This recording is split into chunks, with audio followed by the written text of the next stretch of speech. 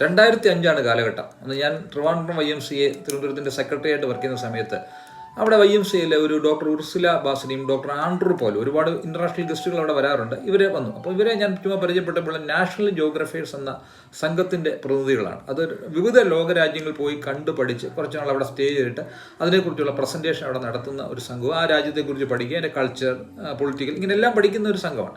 ഇവർ രണ്ടുപേരും കൂടെ കേരളത്തിൽ വന്നു. എന്നെയും കൂട്ടി, എന്നെ ഒരു ഗൈഡായിട്ട് കൂട്ടിക്കൊണ്ട്, എന്നോട് ഗൈഡായിട്ട് നിൽക്കാമെന്ന് ചോദിച്ചു. ഞാൻ ഗൈഡായിട്ട് കൂട്ടിക്കൊണ്ട് ഇവരെ കൊണ്ടുപോയി കേരള ഭക്ഷണം ഇങ്ങനെയുള്ള കാര്യങ്ങളെല്ലാം പരിചയപ്പെടുത്തി അവരോടൊപ്പം ഒരാഴ്ച കഴിഞ്ഞപ്പോൾ ഒരു മാർച്ച് മാസമാണ്, മാർച്ചിൻ്റെ തുടക്കം മാസം, അപ്പോൾ അവസാന മാസം ഈസ്റ്ററും ഒക്കെ വരുന്നത്. അപ്പോൾ അവരെല്ലാം കാണിച്ചു കഴിഞ്ഞിട്ട് ഇവർ തിരിച്ച് UK പോകുന്ന സമയത്തിനോട് ചോദിച്ചു, ഞങ്ങൾക്ക് ഒരാളെ വേണം, അവിടെ ഞങ്ങൾക്ക് കേരളത്തിൽ നിന്ന് ഒരാളെ റെപ്രസെൻറ്റ് ചെയ്തവിടെ വേണം, കേരളത്തിൻ്റെ തനതായ വസ്ത്രങ്ങളും ഒക്കെ ധരിച്ച ഒരാളവിടെ വരണം, അപ്പോൾ അനിലിന് വരാമോന്ന് ചോദിച്ചു. ഞാൻ പറഞ്ഞു ഓക്കെ എന്ന് പറഞ്ഞു. ഇവരങ്ങ് പറഞ്ഞിട്ട് പോയി. എൻ്റെ അഡ്രസ്സും കാര്യങ്ങളൊക്കെ കുറിച്ചെടുത്തു. എന്നോട് പറഞ്ഞു പാസ്പോർട്ടിൻ്റെ കോപ്പിയൊക്കെ ഒന്ന് അയച്ചു കൊടുക്കാൻ പറഞ്ഞു.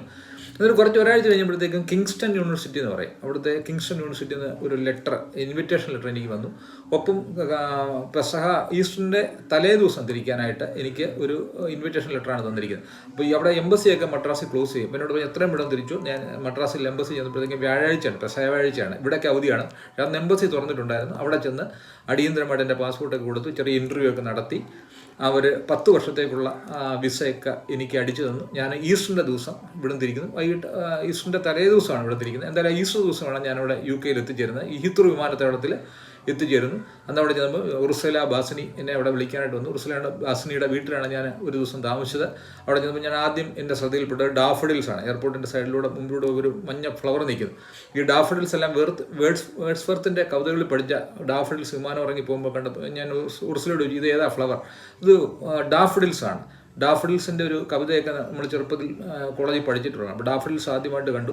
അവിടെ പോയി ഒരാഴ്ച അവരോടൊപ്പം താമസിച്ചു. എന്നിട്ട് നമ്മൾ നാഷണൽ ജോഗ്രാഫിക് അസോസിയേഷൻ്റെ സമ്മേളനം നടക്കുന്ന ഡർബി യൂണിവേഴ്സിറ്റിയിലേക്ക് പോയി. ഡർബി യൂണിവേഴ്സിറ്റി എന്ന് പറഞ്ഞാൽ 10-40 ഹാളുകളോളം ഒരു വലിയ യൂണിവേഴ്സിറ്റിയാണ്. അവിടെ വിവിധ രാജ്യങ്ങൾ ഇവിടെ അസോസിയേഷൻ അംഗങ്ങൾ പോയിട്ട് പ്രസൻറ്റേഷൻ പല ഹാളുകളിൽ നടക്കുക. അത് ഒരാഴ്ചയാണ് നീണ്ടു നിൽക്കുന്ന ഒരു ഇവൻ്റാണ്.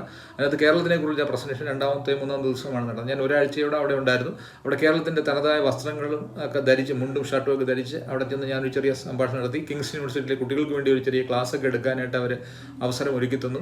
അത് കഴിഞ്ഞ് അവർ എന്നോട് ഓക്സ്ഫോർഡ് കാണണോ കേംബ്രിഡ്ജ് കാണണോ, ഓക്സ്ഫോർഡൊക്കെ പോയി കണ്ടു. കേംബ്രിഡ്ജിലേക്ക് പോകാനുള്ള സമയം കിട്ടിയില്ല. വിൻസ്റ്റൺ ചർച്ചിലിൻ്റെ വീട്ടിലോട്ട് പോയി. അതുപോലെ നമ്മുടെ പ്രധാന ബസിലിക്ക, അവിടെ എല്ലാ ചാൾസിൻ്റെ സ്ഥാനം എല്ലാം കണ്ടു. ഒരാഴ്ച കൊണ്ട് അവിടെ ഒക്കെ പോയിട്ട് തിരിച്ച് മടങ്ങി വരുവാനായിട്ട് സാധിച്ചു. ഒരു വണ്ടർഫുൾ ആൻസർ. 10 വർഷത്തെ വിസയും എനിക്ക് UK പോകാനുള്ളത് അടിച്ചു കിട്ടുകയും ചെയ്തു. ഇതിങ്ങനെയൊക്കെയുള്ള ചില അവസരങ്ങൾ നമുക്ക് തുറന്നു കിട്ടുന്ന ഒരു വലിയ ഭാഗ്യമാണ്. നിങ്ങളുമായിട്ടൊന്ന് യൂട്യൂബിലൊന്ന് ഷെയർ ചെയ്തെന്ന് മാത്രമേ ഉള്ളൂ. നാഷണൽ ജോഗ്രഫിക്കേഴ്സ് എന്ന് പറഞ്ഞ ഒരു സംഘം ഉണ്ട്. ഇത് വളരെ സഞ്ചരിച്ചുകൊണ്ട് എല്ലാം ചെയ്യുന്ന